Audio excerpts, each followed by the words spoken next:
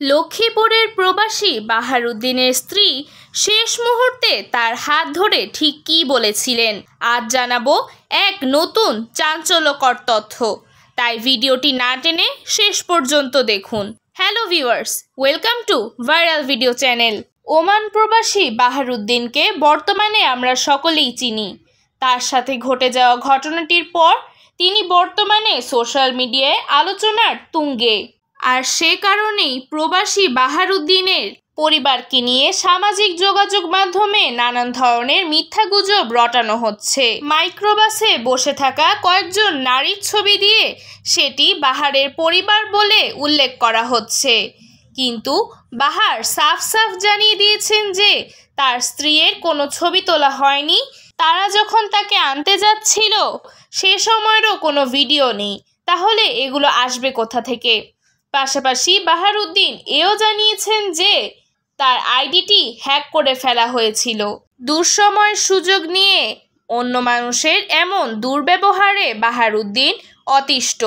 চালকের ঘুমের কারণে তাদের মাইক্রোবাসটি পার্শ্ববর্তী একটি খালে পড়ে গিয়েছিল। আর তারপরের কাহিনী তো সকলেরই জানা, কিন্তু সেসবের পরও তার স্ত্রী কিছুক্ষণ জীবিত ছিলেন, ফলে তাকে পরবর্তীতে হাসপাতালে নেওয়া হয়। এক হাসপাতালে নেওয়ার পর সেখানে আইসিইউতে ভর্তি করার জন্য অন্য হাসপাতালে পাঠিয়ে দেওয়া হয়। স্ত্রীকে নিয়ে এভাবে দৌড়াদৌড়ি করতে করতেই এক পর্যায়ে মনে হয় তার স্ত্রী শেষ নিঃশ্বাস ত্যাগ করেন। কারণ বাহার জানান যে চলে যাওয়ার পূর্বে তার স্ত্রী তার হাত ধরেছিল কবজির ঠিক একটু নিচে। এছাড়াও তিনি আরও জানিয়েছেন যে তিনি যদি কিছু সময় জীবিত না থাকতেন তবে তার শরীরে জামাকাপড় শুকাতো না, যেহেতু পানিতে পড়ার পর তার শরীরের কাপড়টি পরবর্তীতে শুকিয়েছিল, সুতরাং বলা যায় যে তিনি বেশ কিছুটা সময় জীবিত ছিলেন। এছাড়াও আরও জানানো যায় যে বাহারের সন্তানদের ছাড়া তার স্ত্রী বের হতে চাচ্ছিলেন না গাড়ি থেকে। সকল কিছু মিলিয়ে ঘটনাটি বেশ হৃদয় বিদারক।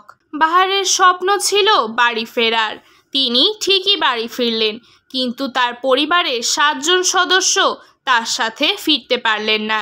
বাহারের এই শোক যেন সহ্য করার মতো নয়। মহান আল্লাহ তাআলা যেন তাকে এই শোক সহ্য করার ক্ষমতা দান করেন। যেই মাইক্রোবাস ড্রাইভারের ঘুমের কারণে তাদের সাথে এই ঘটনাটি ঘটেছে, তার পরিচয় নিয়ে প্রাপ্ত তথ্যাদি দিয়ে একটি ভিডিও আপলোড করা আছে আমাদের চ্যানেলে। চাইলে আপনারা চ্যানেলে ঢুকে সেই ভিডিওটি দেখে নিতে পারেন।